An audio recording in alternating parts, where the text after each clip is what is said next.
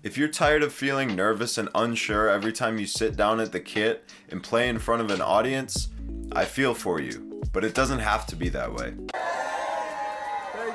The good news is that there are specific strategies that can take your playing from unsure and fragile to bold and confident so that you can deliver your best performance every time you sit down behind the drum set. And I want to share those with you. Whether you're performing for a club with 5 people in it or a stadium with 5,000 people in it, these strategies are going to work to build your confidence so that you can play at your best every time, no matter what, and overcome stage fright. So let's dive in and start drumming with confidence. Number 1, take practice seriously, not your playing. Just like an athlete who's training for a competition, they want to go out onto the field or onto the court and know when they step out on that field that they've done everything they can to prepare for that moment. But once they get on the field, they forget all that, they focus on the game and the task at hand, and they get in this flow state because they're not worrying, they're not second guessing themselves about how much preparation they put in. They can just play the game. And when I say play, I really mean play, especially with music. Don't take this thing too seriously. This isn't brain surgery. It's not a matter of life or death. Take your practice serious so that when you go on the stage, you can let that all go. It's time to explore. It's time to make music. And if you're practicing every day with high level of focus and intention, this drumming thing should become second nature after just a few years. If you're a beginner, I know it's not second nature yet. You'll get there when you put in the time. So think about it like this. You brush your teeth every day, right? If someone asked you to brush your teeth in front of a crowd of people, you wouldn't think to yourself, am I doing this right? No, you're just brushing your teeth. It's what you do. You do it every day. You know how to do it. And if you're drumming every day, and your drumming is second nature, which it should be by now, then you shouldn't have to worry about, am I doing this right? Don't overcomplicate it. You know how to play this instrument, so go and play it. Number 2, stop trying to impress anyone, especially other drummers.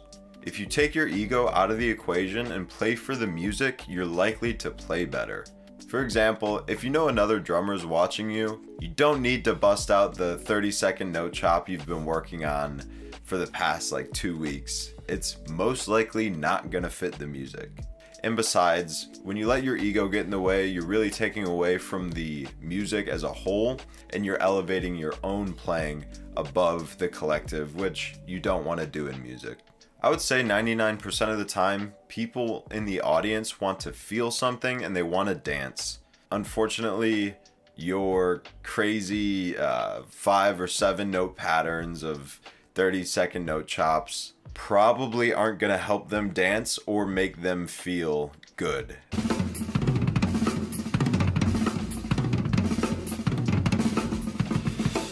Number 3, have good posture.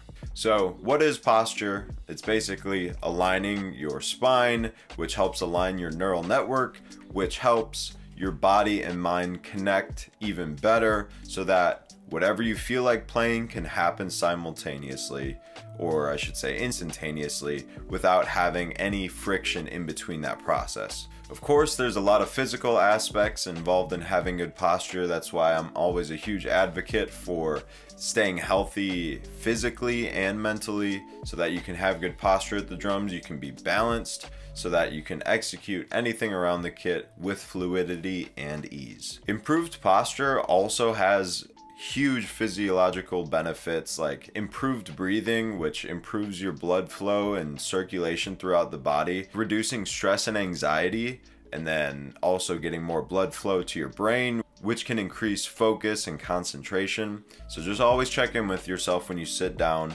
or when you set up your kit.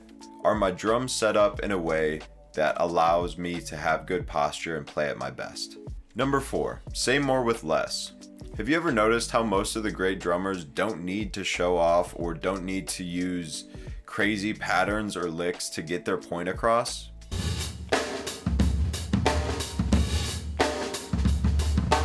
I think Steve Jordan and Ash Sohn are great examples of saying more with less. Check out this clip of Ash using space so effectively. He doesn't need these crazy chops. He uses space to create tension, and then watch how he releases it.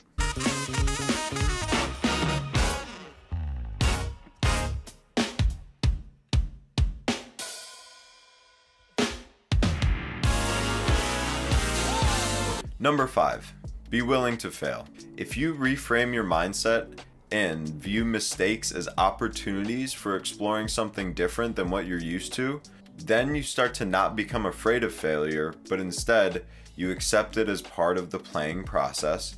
You can use that failure as a potential avenue to explore something new that you might not have tried before. If you reframe your perception of mistakes, you really have nothing to fear. Number 6, remember, there's not a spotlight on you. Of course, if you're on a big stage, you might actually be under some lights, but the audience probably isn't paying attention to you. Again, they're paying attention to the music and how they feel. They're paying attention to the front man or the lead singer or the lead guitar player. They're probably not just staring at the drummer the whole time. Remember, our typical audience member is probably not a drummer, so they're not going to catch on the small mistakes that you make or how you sound individually. Number 7, reframe nervousness as excitement. If you can reframe nervousness to understand that it's just your body signaling to you that you're about to do something important and meaningful, you can then flip that nervousness and say, awesome, I'm getting excited to play this show or to play drums in front of people. You don't have to stress about it. You can even thank your body and say, hey, thanks for letting me know and thanks for reminding me that I have something important to do. Now I'm going to go crush it because my focus is increased due to this excitement. If you feel absolutely nothing before you're about to play, you're probably going to have a dull performance. And in my opinion, that's worse than getting a little bit nervous, or as we're calling it, excited. Number 8, challenge your inner critic. Personally, I have a harsh inner critic. It's that voice telling me that I'm not good enough, or oh, I messed up there and I shouldn't have. So when you hear your inner critic say things like, you suck, you're dumb, you shouldn't be playing drums, how do you call yourself a drummer? Ask yourself, is this true? Is it logical? And is there evidence to the contrary? And 99% of the time, it's actually not true. You probably don't suck. You're actually probably a decent drummer. You're not stupid. You're probably pretty intelligent. Most musicians are. This brings us to the last secret, number 9. Gather evidence showing that you're a good drummer. A lot of you probably need to hear this. You can be a good drummer and still have room for improvement. It's not bragging, it's actually practical, and it's being realistic. If you build up this evidence and put together a highlight reel of some of your own drumming that you actually think sounds good, like, hey, that fill was actually killer. So whenever you hear that inner critic come up and start to speak negative thoughts into your own head, you can silence them by referencing that highlight reel and say, that's actually not true, check this out, this is pretty decent. It also shows you, if you've done it before, you can do it again. You're capable of playing well and sounding good. And if you're recording yourself and putting together this highlight reel, this also gives you the feedback of what you need to be working on and what you can improve on, and then also what you can be confident in and rely on whenever you do start to get nervous. Speaking of feedback, I actually made a video all about how important the 2 types of feedback are and this thing called the skill acquisition feedback loop, and how you can leverage it in order to get better at drums faster than you probably currently are. I also do a deep dive into how our brains learn and refine new skills. So check out that system I came up with and utilize to improve my own drumming. If you enjoyed this video, I think you'll dig that one too. Peace.